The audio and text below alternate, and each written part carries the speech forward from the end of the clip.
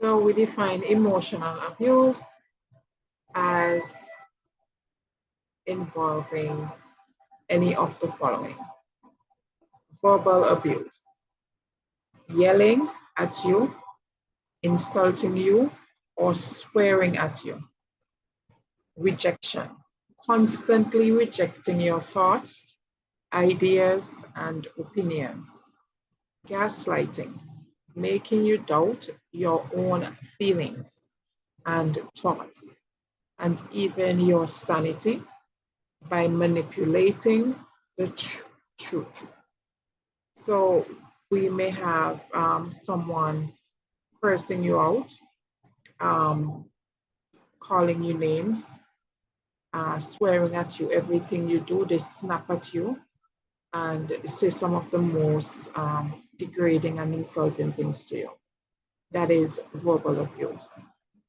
Constantly rejecting your thoughts or ideas. So you may be having a discussion with this person, and they may be saying that I think that I think that it's a good idea.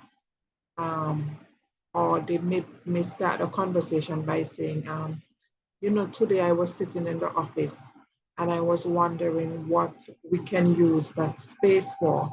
And it just dawned on me that I should use it as a man cave. And you may say, no, I think that we should actually use it as a computer room where everybody can utilize instead of just you. And they would say no. So constant they reject your idea right out, because your thought process on it is that everyone can make use of the computer room, but they just need this specific room for space for themselves. Gaslighting, making you doubt your own feelings. So sometimes you could be having a feeling that you put something down on the table, and this person can be manipulative and move this particular thing. Move your key, move your cell phone, and you could be like, but I just put it there. And they say, no, you're crazy. You didn't put it there. I know you're crazy long time. Um, and you may be telling them that maybe you see something in their phone, and which, full disclosure, no one should be searching in their partner's phone. But sometimes curiosity killed a cat, and um, you may go into your partner's phone, or maybe it is sitting down and it is resting there, and you may just see a message pop up. Let's say something brief like "I love you" or something, and you can see that, and then you can now go and um, confront your partner about it, and they would say, no, that's not what was there, you're crazy. They were telling me something else, or they didn't mean it like that.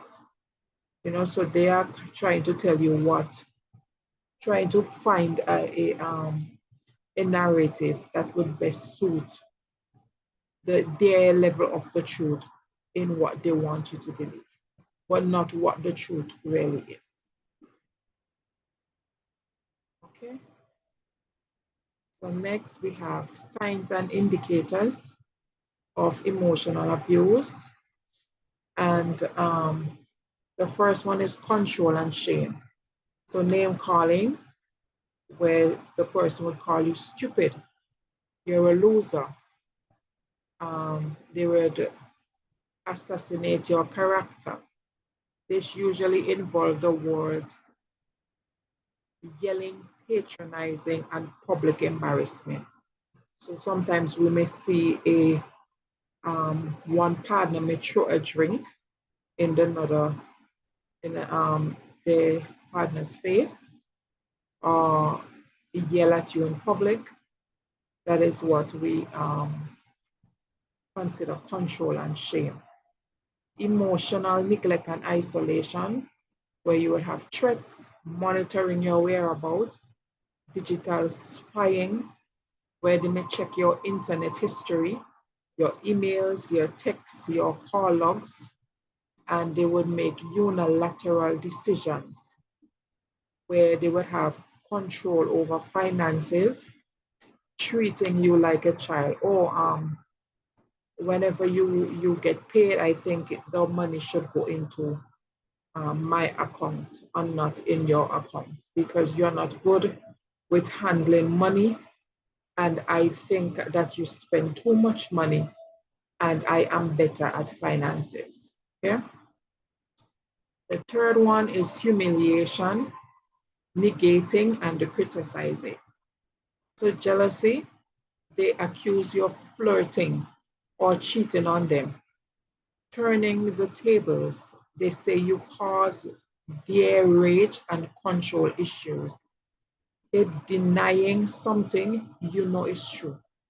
An abuser will deny an argument or even an agreement that may take place. This is called gaslighting, and it's meant to make you question your own sanity by using guilt, by denying your abuse, and by accusing you of abuse.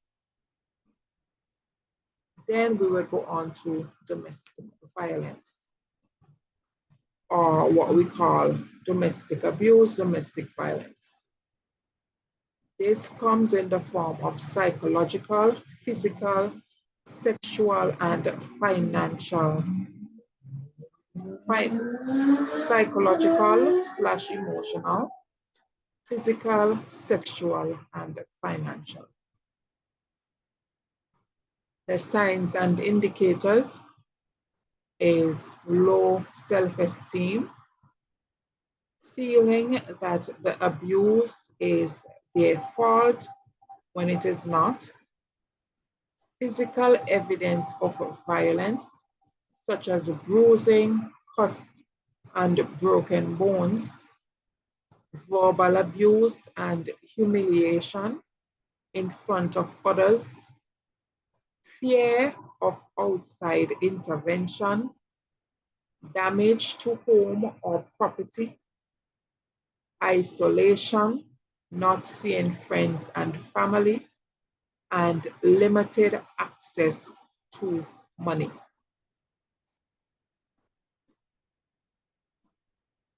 So I would briefly explain this. The signs that you have low self-esteem. Usually, the abuser, again, this can be male or female, because male experience abuse too at a very significant rate, but a lot of them don't speak about it because of the shame that is associated with being a soft man, or you're soft, or you're an idiot. Okay. The feeling that the abuse is their fault, so the abuser usually allows the victim to feel as though they are the ones doing everything wrong. Okay? They would humiliate you in front of others. They would damage home. They would put their fists through the wall, or break things. They would isolate you from friends. I don't think this group of people is good for you. And they would limit access to money, as we previously spoke about financial abuse. Then we go on to sexual abuse. Sexual abuse is rape, attempted rape, or sexual assault, inappropriate touch anywhere, non-consensual masturbating of either or both persons, non-consensual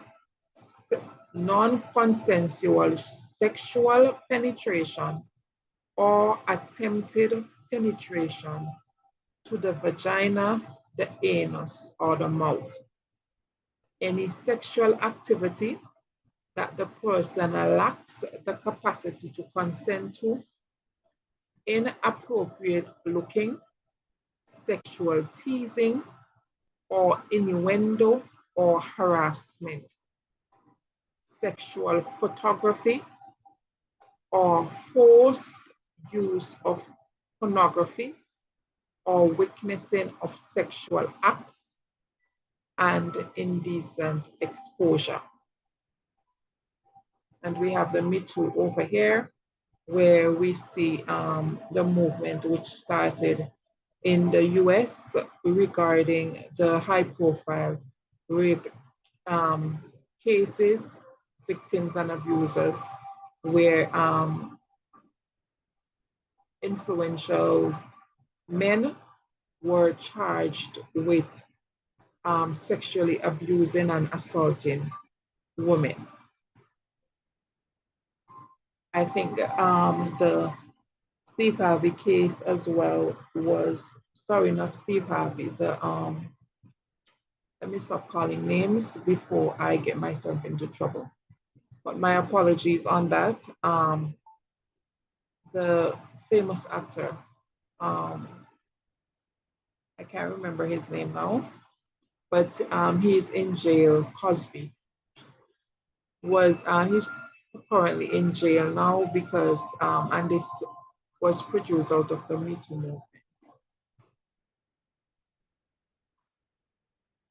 Signs and indicators of sexual abuse.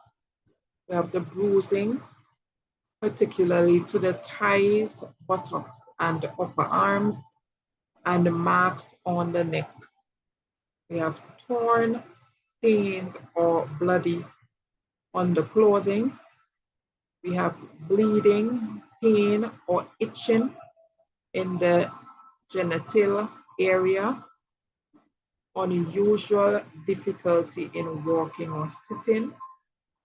We have foreign bodies in genitalia, in genital or rectal openings, infectious, unexplained genital discharge or sexually transmitted diseases, pregnancy in a woman who is unable to consent to sexual intercourse, the uncharacteristic use of explicit sexual language or significant changes in sexual behavior or attitude, incontinuous, not related to any medical diagnosis, self-harming, poor concentration, withdrawal, sleep disturbance, excessive fear, apprehension of, or withdrawal from relationships, fear of receiving help with personal care, and lastly, reluctance to be alone with a particular person. So these are all signs and indicators of sexual abuse, and they were very self-explanatory. So any of these indicators that you may identify, you need to pay a closer look if it is signs on a child or someone who's under the age of consent. You may like to escalate the matter in the form of seeking help, whether through legal means or through governmental agencies that will then escalate the situation. Remember that abuse is never okay, and no one should be experiencing this type of abuse or any of the types that we have mentioned previously or that we would be mentioning in videos to come. It is not okay, and we need to attack this giant head on and make an example out of abusers. So here we would end today's video. In our next video, we would be dealing with psychological abuse. And as we continue to explore the topics relating to abuse, we welcome any feedback. We welcome anything that you would like to share on the topic, because this is something that is very common in our society. And because it is associated with a lot of shame, it is usually go unnoticed because people are afraid to speak out. We encourage people who have experienced any type of abuse to get the help that you need. And if you are unable to get help, maybe because of lack of resources, find yourself a trusted friend or companion that you can tell.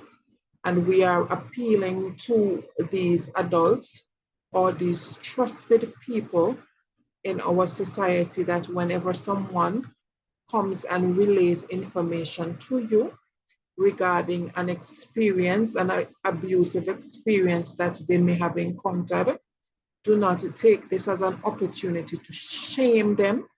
Do not take this as an opportunity to gossip about it, but take this as an opportunity to offer help to that person and be an advocate against abuse. Because there is a famous quote in the Caribbean diaspora that says, when the rain falls, it does not fall on one man housetop.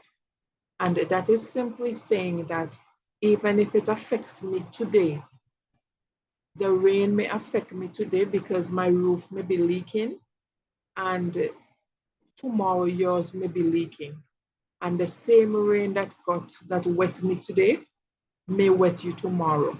So let us be our brother's keeper, and let us advocate one to another and bring a awareness to this disease that is plaguing our community, and we say no to abuse.